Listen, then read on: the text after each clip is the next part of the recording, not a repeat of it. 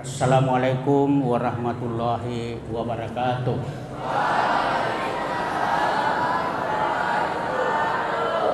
Alhamdulillah wa syukrulillah wassalatu wassalamu ala asyrafil anbiya wal mursalin wa ala alihi wa sahbihi ajma'in, amma ba'd. Syukur alhamdulillah pada malam hari ini, kalau kita lihat dari kalender Hijriah, yaitu masuk hari Senin, yaitu malam Senin tanggal 20 Rajab. Jadi sudah masuk ke tanggal baru, tapi yaitu 20 Rajab 1446 Hijriah. Kemudian kalau dihitung dari kalender Miladiah, itu masih masuk hari Ahad, masih tanggal 19. Nanti tengah malam baru berubah tanggalnya. Jadi dia berbeda beberapa jam antaranya.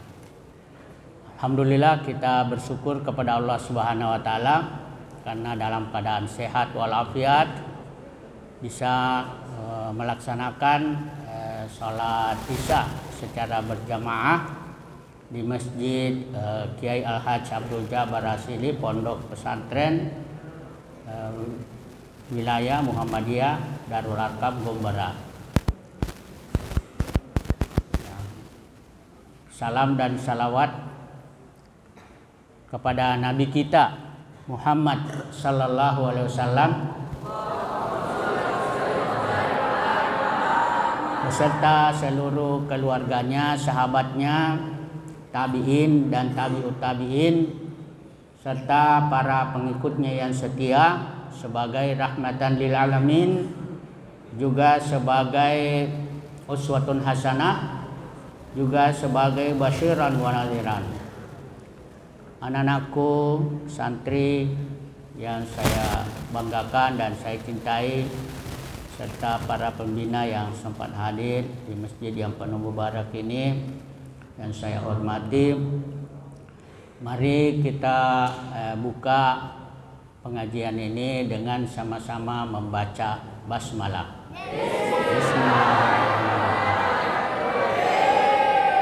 Ya, sebelumnya kita baca doa bersama, ikuti saya.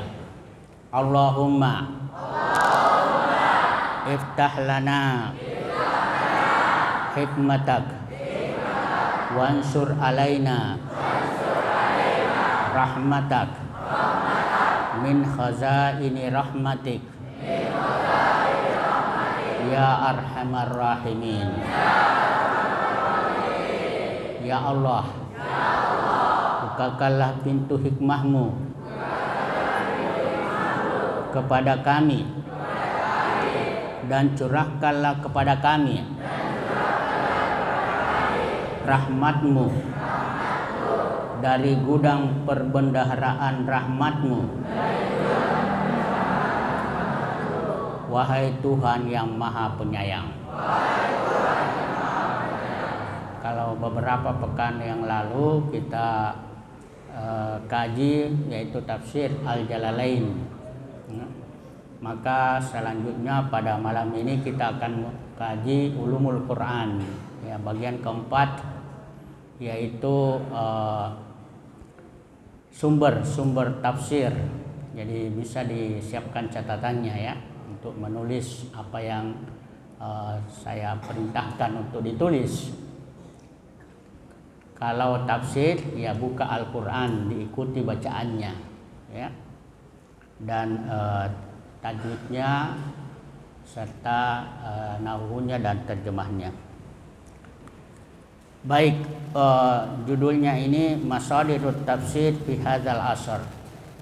Ini artinya sumber-sumber tafsir pada masa Nabi kita Muhammad sallallahu alaihi wasallam.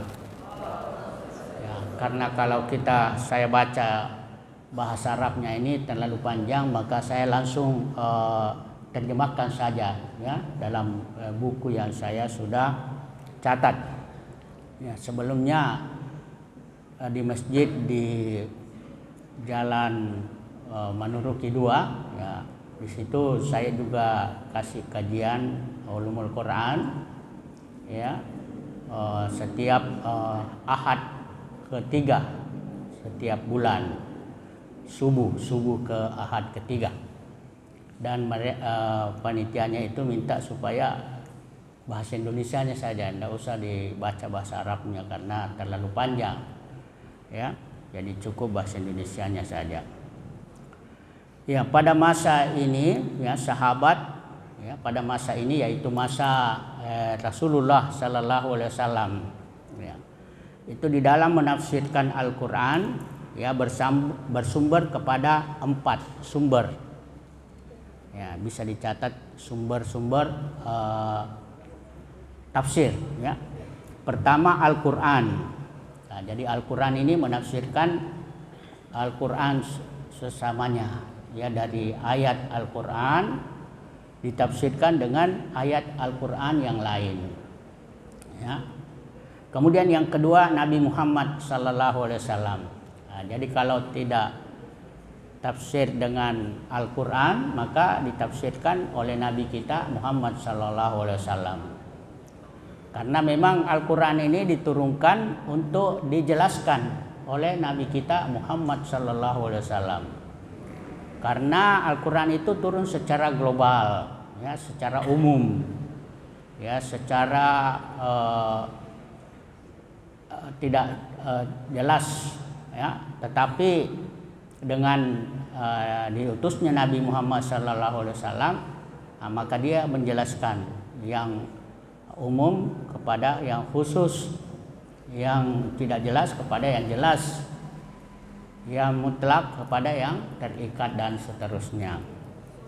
Itu yang kedua, ya, tafsir. Jadi boleh dicatat tafsir sumber pertama Al-Quran, yang kedua Nabi Muhammad Sallallahu Alaihi Wasallam, yang ketiga ijtihad dan kemampuan dalam mengambil kesimpulan. Nah, ini sahabat. Jadi sahabat itu menafsirkan Al-Quran dengan ijtihad, yang bersungguh-sungguh dalam menafsirkan ayat Al-Quran yang tidak ditafsirkan oleh Nabi Muhammad Sallallahu Alaihi Wasallam, terutama setelah beliau wafat atau jauh dari Nabi kita Muhammad Sallallahu Alaihi Wasallam. Maka ini dibolehkan, ya, karena Nabi kita Muhammad Sallallahu Alaihi Wasallam ketika mengutus yang namanya Mu'az bin Jabal ke Yaman untuk menjadi pemimpin di sana atau gubernur atau apa saja sebagai kepala daerah di sana, maka Nabi Muhammad bertanya, dengan apa kamu menghukum apabila kamu sampai di sana? Maka beliau menjawab dengan Al-Quran. Lalu pertanyaan kedua, kalau kamu tidak dapat dari Al-Quran, dengan apa kamu memutuskan hukum? Maka saya memutuskan hukum dengan hadis Nabi Sallallahu Alaihi Wasallam. Kalau kamu tidak mendapatkan hadis dari Nabi, maka beliau menjawab, saya akan memutuskan hukum dengan bersungguh-sungguh mengeluarkan pendapat, ya, ajtahidu bira'yi. Maka Rasulullah membenarkan apa yang dijawab oleh Mu'az bin Jabal dengan menepuk dadanya karena rasa gembira Rasulullah Sallallahu Alaihi Wasallam. Jadi ini boleh, ya. Kemudian yang keempat ahli kitab dan ahli, yaitu dari kelompok Yahudi dan Nasrani yang turun pada masa Al-Quran. Ada kelompok Yahudi dan Nasrani waktu Al-Quran sementara turun, ya, bukan ahli Yahudi yang sekarang dan Nasrani yang sekarang, tetapi ya, yang dimaksud di sini ahli kitab Yahudi dan Nasrani pada waktu turunnya Al-Quran. Baik, sumber yang pertama yaitu Al-Quran dengan Al-Quran, ya. Ini baik dari yang tidak jelas kepada yang jelas, atau yang khusus kepada yang umum, atau yang bebas kepada yang terikat, ya. Nah, ini contohnya pada surat, bisa dicatat ya, surat Al-Mu'min. Ya, dicatat yang ada bukunya dengan pulpennya. Ya, itu surat Al-Mu'min, surat ke-40 ayat 28. Ya, nanti dibuka Al-Qur'annya dengan terjemahnya. Nah, di sini saya hanya baca artinya saja supaya tidak memakan waktu banyak. Artinya, dan jika dia seorang yang benar, niscaya sebagian bencana yang diancamkan kepadamu akan menimpamu, bahwa hanya siksa yang paling rendah itu akan disegerakan di dunia. Nah, ini maksudnya pada zaman Firaun itu ya ada seorang yang beriman tetapi dia sembunyikan imannya. Ya, dia tidak nampakkan sehingga dia aman dari siksa Firaun. Dia mengatakan kepada Firaun, seandainya yang datang ini, maksudnya Nabi Musa, itu kalau dia berkata benar, dan itu pasti akan kamu celaka kalau kamu tidak ikut padanya, kalau dia berkata benar. Tapi kalau dia berkata tidak benar atau dia bohong, itu keburukannya kembali kepada yang mengatakan, bukan kembali kepada kamu. Maka itu ditafsirkan di dalam Al-Quran, yaitu surah Al-Ghafir. Nah, ini ditafsirkan pada surah Al-Ghafir, surah ke-40 ayat 77, yang artinya, meskipun kami perlihatkan kepadamu sebagian siksa yang kami ancamkan kepada mereka, ataupun kami wafatkan engkau sebelum ajal menimpa mereka, namun kepada kami mereka dikembalikan. Jadi maksudnya siksa di sini adalah siksa di dunia, ya, sebelum kamu meninggal, sebelum mati, ya, kalau itu benar, ya, kalau itu benar perkataan yang disampaikan oleh Nabi Musa, pasti kamu akan dapatkan siksa yang amat pedih di dunia sebelum kamu meninggal dunia. Nanti setelah meninggal dunia, baru kamu akan dapatkan siksa yang lebih keras, ya, bila tidak mau mengikuti apa yang dikatakan oleh Nabi Musa alaihissalam. Kemudian contoh tafsir yang lain, ya, pada surah An-Nisa, ya, bisa dicatat surah An-Nisa, nanti dicari di Quran dan terjemahnya, surah keempat ayat 27, yang artinya, jadi saya baca artinya saja. Sedang orang-orang yang mengikuti keinginannya menghendaki agar kamu berpaling sejauh-jauhnya dari kebenaran. Nah, di sini tidak dijelaskan siapa yang dimaksud orang itu, ya, yaitu orang yang mengikuti hawa nafsunya, ya, untuk menjauhkan kamu dari kebenaran. Siapa itu? Nah, ini di sini tidak dijelaskan. Maka yang dimaksud di situ adalah ahli kitab, ya, ahli kitab. Baik itu Yahudi atau Nasrani. Kalau ahli kitab itu Yahudi, kitabnya Taurat.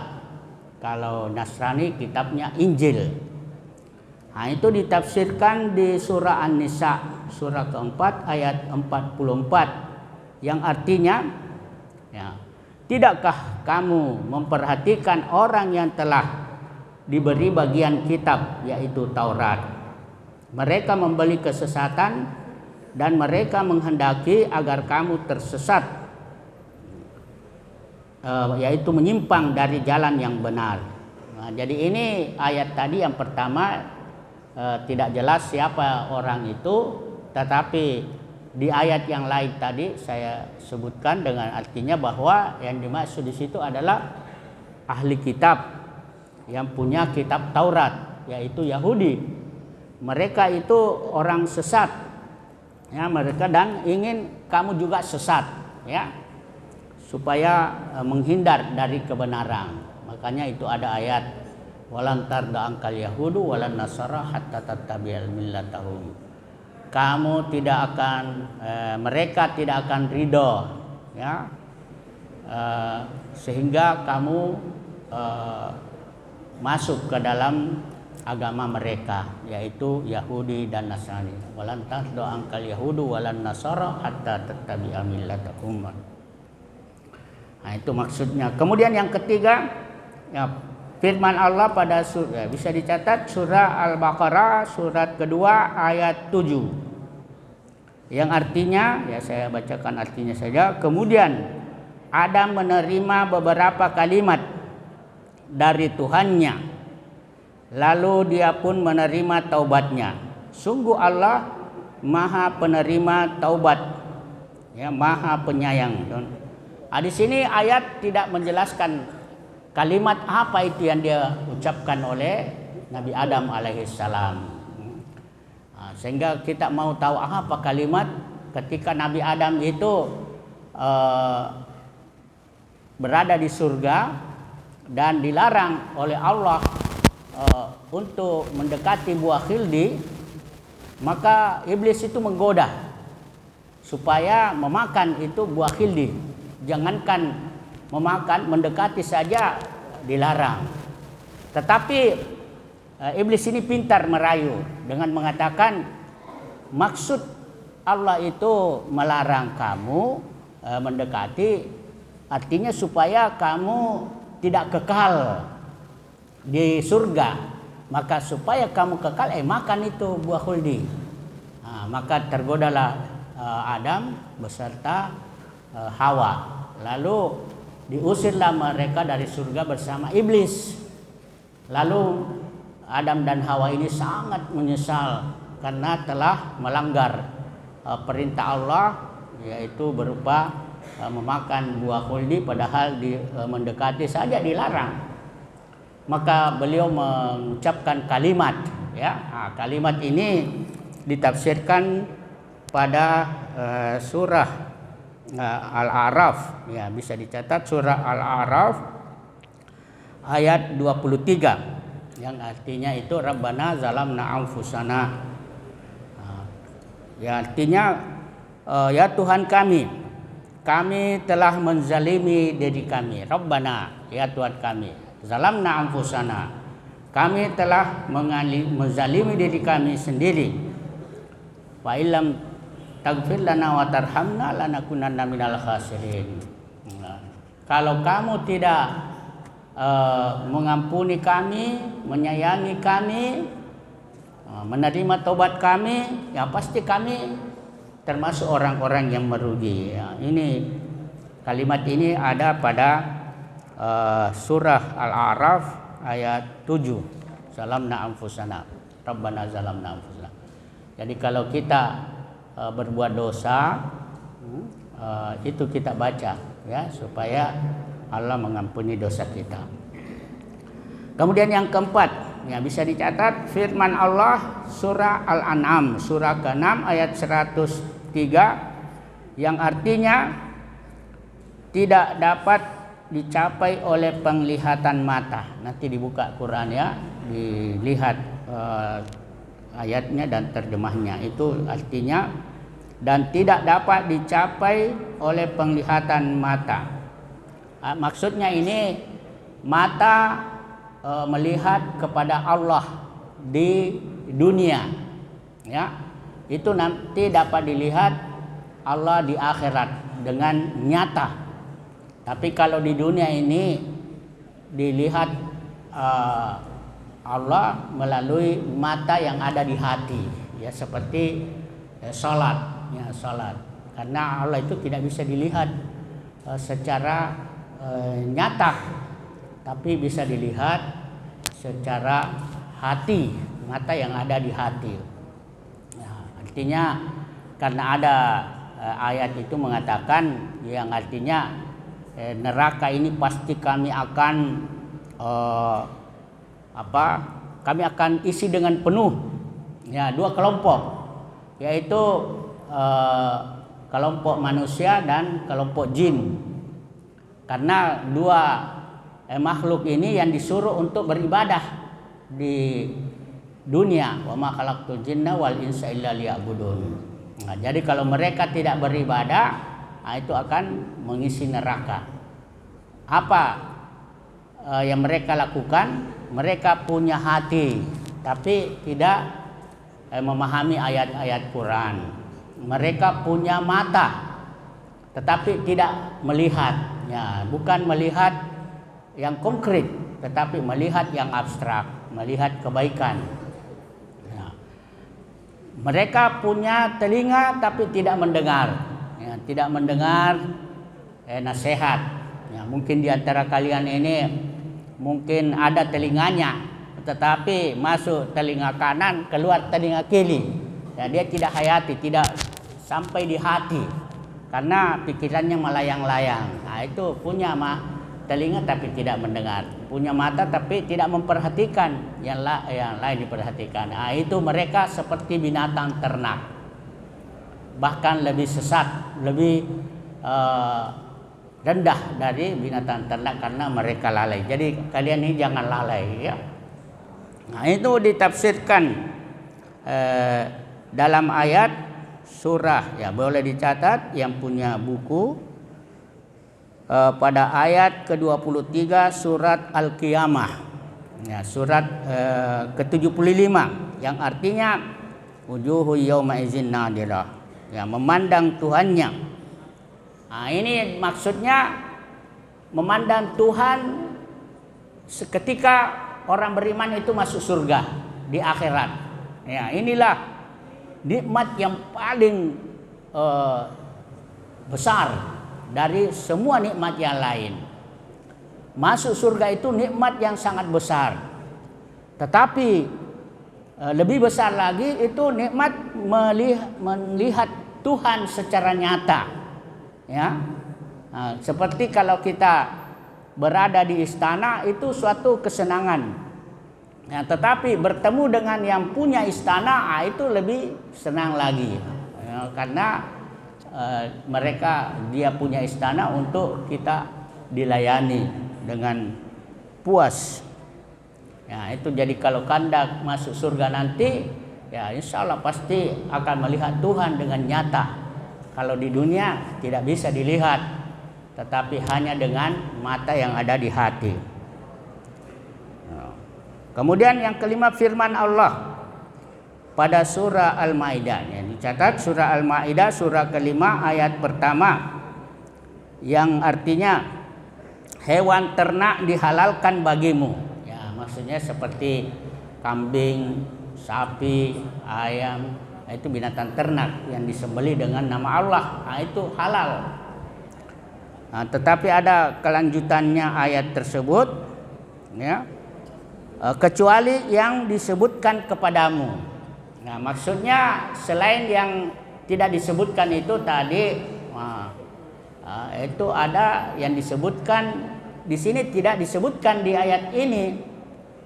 Makanya kita tidak tahu apa itu yang disebutkan, maksudnya yang haram, ya, karena yang halal sudah disebutkan. Nah, itu yang halal seperti binatang ternak yang disembelih dengan nama Allah lalu kita makan, kecuali selain itu, ya, selain itu haram. Nah, maka di sini tidak jelas apa yang dimaksud. Ayat ini ditafsirkan, ya, boleh dicatat pada surah Al-Maidah surah kelima ayat 3 yang artinya, ya, diharamkan bagimu memakan bangkai, darah, daging babi dan seterusnya. Nah, itu disebutkan dalam ayat ini yang haram. Tadi di ayat sebelumnya tidak disebutkan, hanya disebutkan bahwa selain yang disebutkan kepadamu. Maka di ayat yang lain ditafsirkan dengan menyebutkan yang diharamkan itu. Yang diharamkan memakan bangkai. Bangkai itu binatang yang mati tanpa sembelih, ya. Umpamanya mati karena ditabrak atau selain disembelih karena Allah, atau disembelih bukan karena Allah, itu juga termasuk haram. Termasuk haram darah, termasuk haram daging babi dan seterusnya. Ya, tafsir tersebut di atas contoh, ya, contoh yang bersifat global dan yaitu garis besar saja, lalu ditafsirkan pada ayat yang bersifat terperinci penjelasan. Kemudian tafsir Al-Quran dengan Al-Quran yang bersifat mutlak, ya, kemudian ditafsirkan pada ayat yang terikat, atau bersifat umum kepada khusus, ya, yang dinukilkan oleh Al-Ghazali, yang kebanyakan dari mazhab As-Syafi'iyah dari mutlak kepada yang terikat pada gambaran perbedaan dua hukum. Ya, ada dua hukum yang berbeda, itu ada pada ayat wudu dan tayamum. Ya, ketika bersatunya sebab, tapi satu sebab di antara kedua ayat tersebut. Seperti pada ayat berwudu dan tayamum, yang artinya bahwasanya, ya, tangan yang terikat berwudu sampai batas siku, ya, surah Al-Maidah, itu dicatat surah Al-Maidah ayat 6, yang artinya maka cucilah mukamu dan tanganmu sampai batas siku. Nah, ini kalau berwudu dengan air, sesudah kita cuci tangan, muka, mulut, kemudian siku, ya, dari pergelangan tangan sampai siku, ya, cuci, karena itu kalau cuci dengan air, ya. Nah, juga di ayat yang berkaitan dengan tayamum, ya, sesuai firman Allah pada ayat yang sama. Jadi itu ayatnya itu juga. Jadi di situ ayat wudu, di situ juga ayat tayamum. Ya, kalau ayat wudu itu dengan air, kalau tayamum dengan debu atau pasir atau tanah. Kalau tidak dapat air atau dalam keadaan sakit tidak bisa menyentuh air, nah, maka juga di situ disebutkan basuhlah, yang artinya basuhlah mukamu dan kedua tanganmu. Ya, jadi ini wudu dengan tayamum masing-masing sampai batas siku. Ya, tapi beda hukum dari kedua ayat tersebut, satu wudu, satu tayamum. Kemudian ayat zihar, ya, ayat zihar itu umpamanya kamu menikah, lalu kamu berhubungan dengan istri kamu, lalu kamu bayangkan istrimu itu ibumu, atau kamu kira ibumu atau sama ibumu, itu namanya zihar. Maka sanksinya itu membebaskan budak, ya. Nah, juga di ayat pembunuhan, ya, ayat pembunuhan, bila kamu tidak dikisas karena membunuh secara tidak sengaja, kalau membunuh dengan sengaja itu kisas, ya, harus dibunuh juga melalui pengadilan, kecuali kalau dimaafkan oleh keluarga yang dibunuh, ya, maka itu denda. Tapi kalau membunuh tanpa sengaja, itu dengan memerdekakan budak yang beriman. Ya.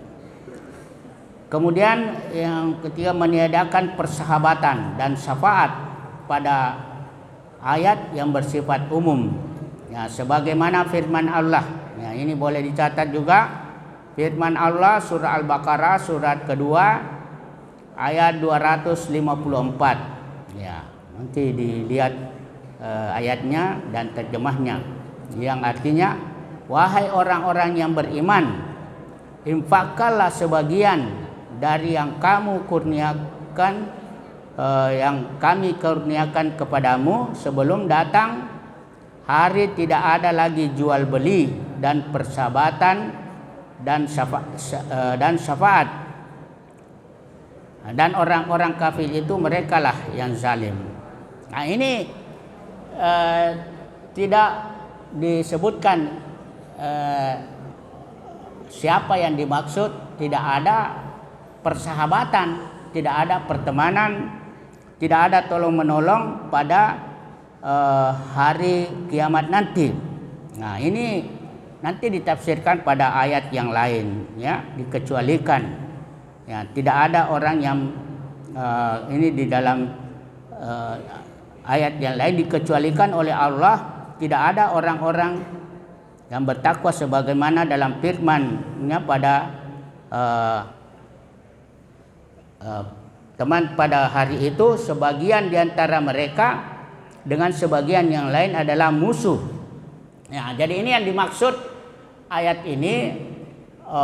Kalau orang kafir itu, ya, di dalam hari kiamat itu tidak ada lagi pertemanan, tidak ada lagi tolong menolong, bantu membantu.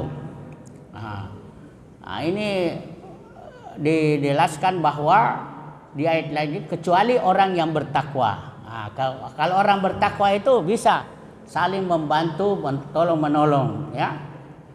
Karena orang yang bersahabat dengan orang yang baik, nah itu nanti di akhirat orang yang baik dia cari-cari itu mana dulu itu teman yang selalu sama saya. Kalau dia masuk surga tidak enak, masuk surga sendiri tanpa teman yang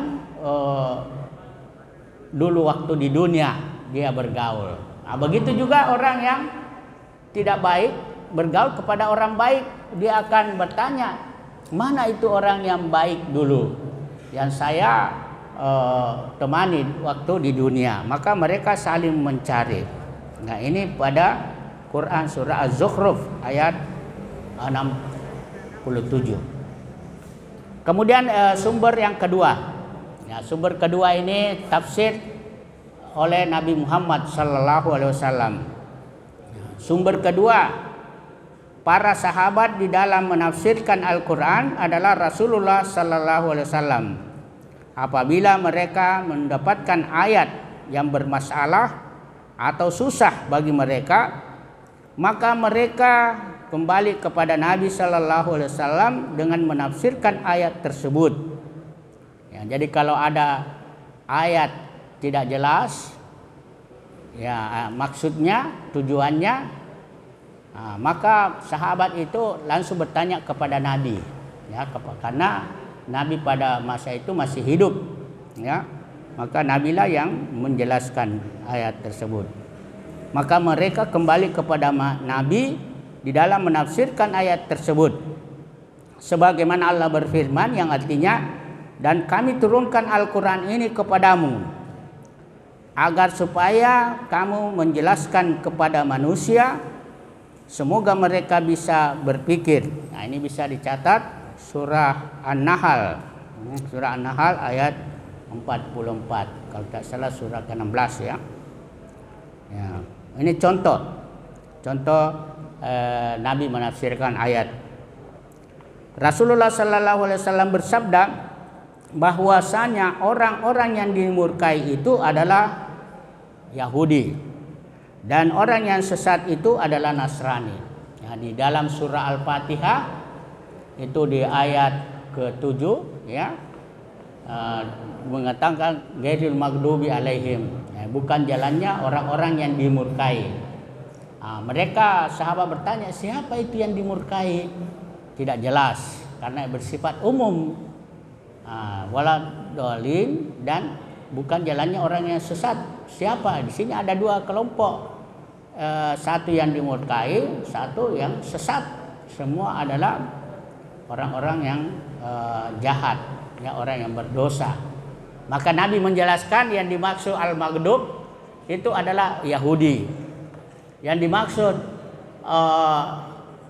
sesat itu adalah Nasrani. Ya. Kenapa Yahudi itu dimurkai? Karena dia tahu kebenaran tetapi dia langgar. Jadi kalau ada umat Nabi Muhammad tahu kebenaran tapi dia langgar, itu sama sifatnya Yahudi, ya, dimurkai. Ya, seperti kamu kalau ada tahu aturan pesantren tapi kamu langgar, itu kamu akan diberi sanksi, ya. Nah, begitu juga kenapa Nasrani itu dikelompokkan sesat?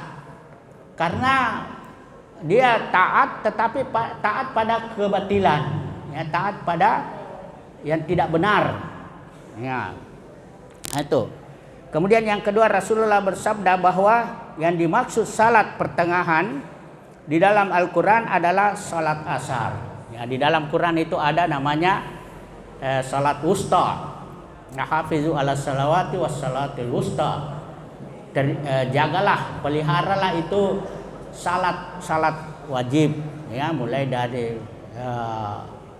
subuh sampai isya, dan termasuk di dalamnya salat wusta. Nah, ini mereka bertanya, apa itu salat wusta? Ternyata salat asar, ya, karena dia salat pertengahan antara siang dan menjelang malam, ya.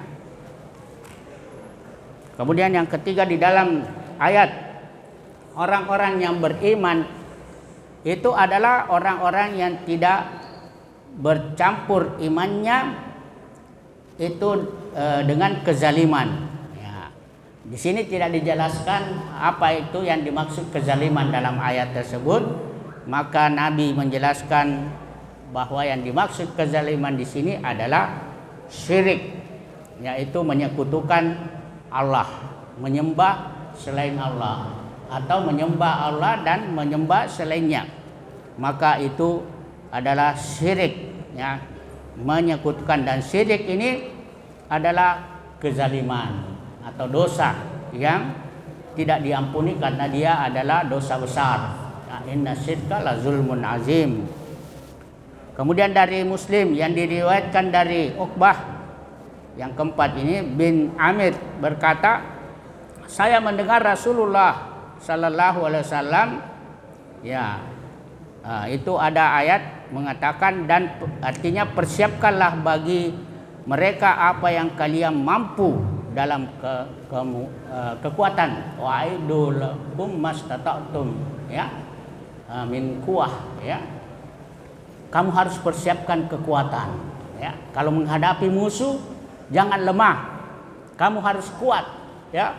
Karena Nabi mengatakan al-mu'minul qawiyyu khairun wa habbu ilallah minal mu'minid dhaif. Mukmin yang kuat, ya, ya, kuat apa saja, kuat iman, kuat harta, kuat badan, ya, pokoknya kuat dalam hal-hal yang positif, bukan dalam hal yang negatif seperti kuat kejahatan, ya. Nah, itu lebih disukai dan dicintai Allah. Maka di dalam Al-Quran dikatakan persiapkan kekuatan dalam menghadapi musuh. Maka Rasulullah menjelaskan bahwa yang dimaksud kekuatan di sini adalah pemanahan. Ya, tidak sama sekarang ini kekuatan itu berupa senjata. Senjata itu berupa penembakan dengan api, senjata api dari jarak jauh, ya. Tapi dulu belum ada senjata api seperti sekarang. Nah, itu sama dengan panah, ya. Kalau pada masa ini senjata api, kalau dulu itu panah, ya, karena ditembakkan dari jauh. Nah, itu termasuk kekuatan yang dimaksud. Kemudian yang kelima dari Tirmizi, dari Ali radhiyallahu anhu berkata, saya bertanya kepada Rasulullah sallallahu alaihi wasallam tentang haji akbar. Ya, di dalam Quran ada namanya haji akbar. Maka Rasulullah menjawab, yang dimaksud haji akbar di situ adalah hari raya kurban, ya, ketika kita disunahkan untuk berkurban pada hari raya Idul Adha, yaitu 10 Zulhijjah. Nah, itulah yang dimaksud haji akbar, karena bertepatan dengan naik haji ke Baitullah, ya. Kemudian sumber yang ketiga, ya, pada masa sahabat adalah ijtihad dan kemampuan di dalam menyimpulkan istinbat.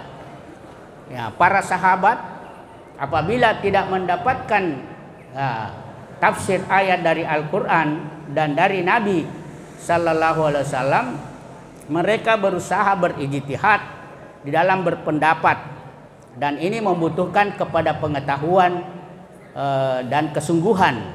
Ya, jadi tidak sembarang itu kita menafsirkan ayat seperti sahabat itu tidak seenaknya, ya pasti dengan ilmu dan kesungguhan, ya karena ada syarat-syarat ya untuk menafsirkan ayat bagi para sahabat. Alat-alat berijtihad di dalam menafsirkan ayat-ayat Al-Quran bagi sahabat, ya pertama mengetahui ilmu bahasa, ya ini bahasa Arab, ya jadi mereka orang Arab itu bahasanya bahasa Arab, tetapi ada ilmunya, ya tidak saja bahasanya, tetapi ada ilmunya seperti nahwu, ilmu saraf, mantik, ya falsafat, ya ilmu mahfuzat, ya dan lain sebagainya, tamrinul lugha dan seterusnya, tari adab, balaghah, ya itu semua ilmu bahasa Arab. Jadi beserta rahasia-rahasia bahasa Arab. Yang kedua mengetahui adat-adat orang Arab, ya.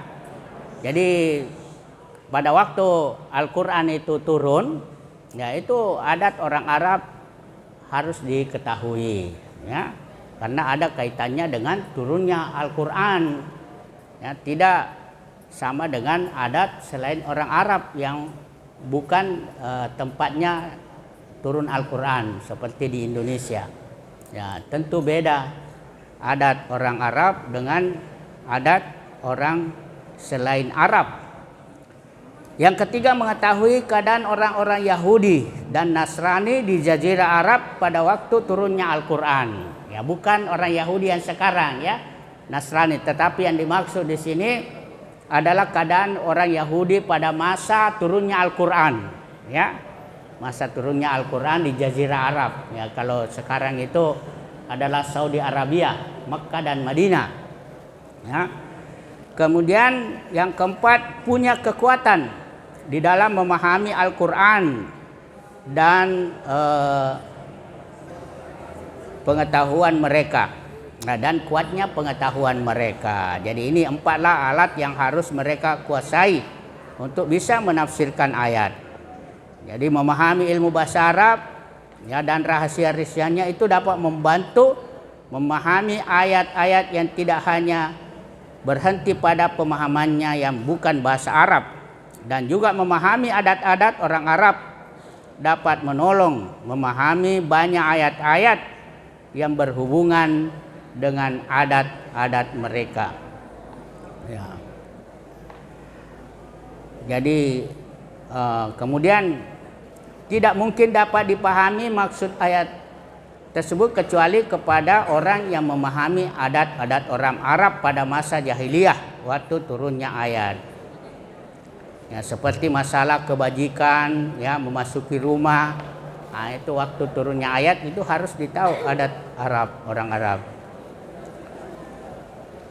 Kemudian ini karena terlalu panjang ya saya lanjutkan saja yang terakhir, sumber keempat ahli kitab, yaitu Yahudi dan Nasrani. Nah, kalau Yahudi itu kitabnya Taurat, kalau Nasrani kitabnya Injil. Nah ini tidak ada perbedaan, pertentangan antara Quran dan kitab Taurat dan Injil, karena Quran datang itu untuk membenarkan Taurat dan Injil, tapi yang dimaksud Taurat dan Injil ini adalah pada masa Nabi Musa dan Isa alaihissalam, bukan Taurat yang ada sekarang dan Injil yang ada sekarang, karena sudah banyak perubahan, ya banyak yang diacak sehingga tidak lagi asli. Ya, dalam kitab Taurat itu khususnya pada kisah-kisah para nabi, ya karena itu ada di dalam Taurat, tidak bertentangan dengan Al-Quran, ya termasuk kisah-kisah umat dahulu. Begitu pula Al-Quran meliputi apa yang terdapat dalam kitab Injil, seperti kisah Nabi Isa alaihissalam dan beberapa mukjizatnya. Ya, hanya mungkin cara metodenya yang berbeda. Ya, mudah-mudahan bisa dipahami ya. Jadi mari kita belajar tafsir, belajar ulumul Quran, ilmu-ilmu Al-Quran, belajar ilmu bahasa Arab, ya, belajar ilmu-ilmu agama Islam, ya, untuk pengetahuan masa depan kita setelah kita keluar dari pesantren ini. Siapa tahu ada yang jadi ulama, jadi mubalik, jadi ustadz, ya dia harus kuasai itu Al-Quran, ya, beserta artinya, ya, pengamalannya dan lain sebagainya, ya. Karena kalau kamu keluar ini pasti dianggap sebagai ulama. Seperti saya, alumni dari pesantren, ya, Gontor, ya, banyak alumni Gontor itu ulama-ulama, ya. Termasuk dari, kalau kamu bisa lanjutkan di Timur Tengah, ya, seperti Saudi Arabia, seperti Habib Rizik, ya, termasuk alumni Timur Tengah. Baik, mari kita baca doa penutup. Ikuti saya. Allahumma ij'al hadzal Qur'an rabi'a qulubina wa nura sudurina wa jillaa husnina wa zihaba hammina wa gammina. Amin. Ya Allah, jadikanlah Al-Quran ini sebagai penjernih hati kami, penerang dada kami, dan menghilangkan kesedihan kami, dan melepaskan kami dari problematika hidup. Amin. Mari kita tutup pengajian ini dengan sama-sama membaca hamdalah. Alhamdulillahirrahmanirrahim. Subhanakallahumma wa bihamdik, asyhadu an la ilaha illa anta, astaghfiruka wa atubu ilaik. Wassalamualaikum warahmatullahi wabarakatuh.